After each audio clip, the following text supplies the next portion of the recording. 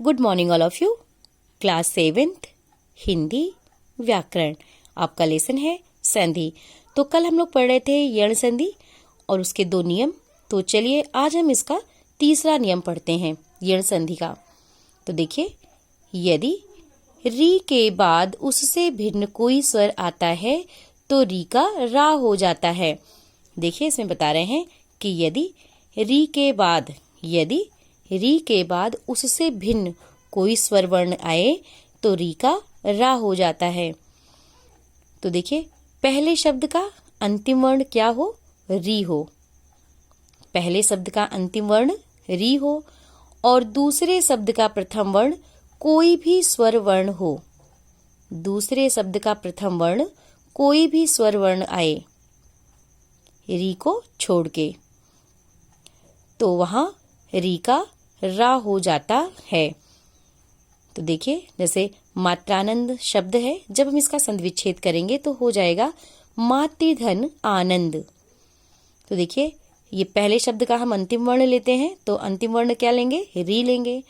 और दूसरे शब्द का हम प्रथम वर्ण लेते हैं तो री और आ के मेल से क्या बन गया? रा, और इनसे शब्द बन गया मात्रानंद। इसी तरह से और भी शब्द हैं, इसको देख लीजिएगा। पित्रानुमति है, तो पित्रानुमति के शब्द का जब हम संधि विच्छेद करेंगे तो हो जाएगा पितृधन अनुमति। तो पहले शब्द का अंतिम वर्ण क्या होगा? ये री लेंगे और दूसरे शब्द का प्रथम वर्ण हम क्या लेंगे? आ लेंगे। तो री और छोटा आ के मेल से क्या बन गया? रा, और इनसे शब्द बन गया पित्रानुमति। और भी उदाहरण है, इसको देख लीजिएगा। तो इसमें आप पढ़े कि यदि री के बाद उससे भिन्न कोई स्वर आता है तो री का रा हो जाता है। तो ये यण संधि का तीसरा नियम था कि यदि री के बाद उससे भिन्न कोई स्वर वर्ण आए तो री का रा हो जाता है। तो देखिए, पहले शब्द का अंतिम वर्ण री हो और दूसरे शब्द का प्रथम वर्ण री से अलग हो, कोई भी स्वर वर्ण आए तो वहां पे री का रा हो जाता है। तो चलिए हम चलते हैं दूसरी संधि पे, अयादि संधि। अयादि संधि में क्या है इसको देखिए। यदि ए ओ के बाद इनसे भिन्न कोई स्वर आता है तो ए का ए का आए, ओ का औ का आओ हो जाता है। देखिए, इसमें बता रहे हैं अयादि संधि में कि यदि ए ओ के बाद इनसे भिन्न कोई भी स्वर वर्ण आए तो ए का ए हो जाता है, ए का आए हो जाता है, ओ का औ हो जाता है और औ का आओ हो जाता है। तो कहने का मतलब है कि जैसे इधर ये पहले शब्द में क्या होना चाहिए? पहले शब्द का अंतिम वर्ण ए हो और दूसरे शब्द का प्रथम वर्ण कोई भी स्वर वर्ण हो तो ए का ए हो जाएगा। और पहले शब्द का अंतिम वर्ण अगर ए हो और दूसरे शब्द का प्रथम वर्ण कोई भी स्वर वर्ण हो तो वहां पे आए हो जाएगा। और पहले शब्द का अंतिम वर्ण ओ हो और दूसरे शब्द का प्रथम वर्ण कोई भी स्वर वर्ण हो तो उसका औ हो जाएगा। और पहले शब्द का अंतिम वर्ण अगर औ हो और दूसरे शब्द का प्रथम वर्ण कोई भी स्वर वर्ण हो तो उसका आओ हो जाएगा। तो इसमें देखिए, पहले ए का हम देखते हैं। जैसे शब्द है आपका नयन। नयन शब्द में जब हम संधि विच्छेद करेंगे तो हो जाएगा ने धन अन। अब देखिए, ये ने आया तो ने का हम क्या लेंगे? ए लेंगे और दूसरे शब्द का प्रथम वर्ण हम क्या लेंगे? आ लेंगे।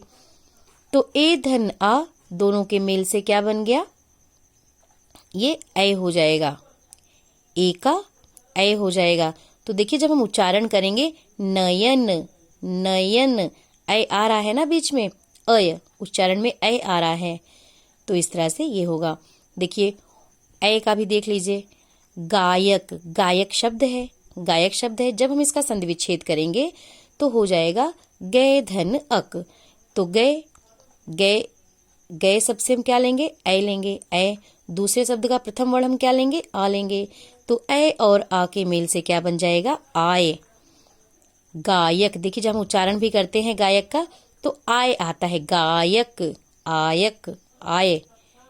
गायक, गायक शब्द है, तो गायक शब्द का जब हम उच्चारण करते हैं तो क्या आता है, आय बीच में, तो अय का क्या हो जाता है, आय हो जाता है।